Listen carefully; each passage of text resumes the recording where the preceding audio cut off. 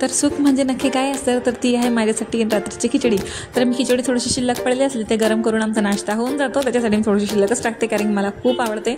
चला ते झालं. नंतर मला शंकरपाळे करायचे होते कारण की मैदा पडला होता घरामध्ये. म्हटलं वाया न जाता जास्त दिवस टिक केला की तो फेकूनही दिला जातो, नंतर खराब होतो. तर त्याच्यासाठी मी अर्धा किलो मैदा माझ्याकडे पडलेला होता. त्याच्यासाठी पावभर साखर मी अगोदरच तेही माझ्याकडे रेडीमेड होती तीच घातली मी. नंतर वाटीभर तूप मोहन देण्यासाठी गरम केलं मी आणि ते मोहन देऊन दिलं. आणि इथे मी दुधाचा वापर केलेला आहे, थोडं पाणी घातलेलं आहे दुधामध्ये, ते भिजवून घेतलं, चांगलं कडक भिजवायचं आहे.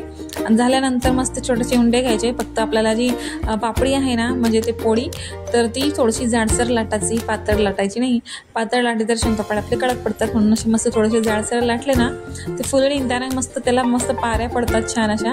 तर सगळे शंकरपाळे माझे करून झालेले होते. मी इकडे मंद आचेवरती पूर्ण शंकरपाळे तळून घेतले.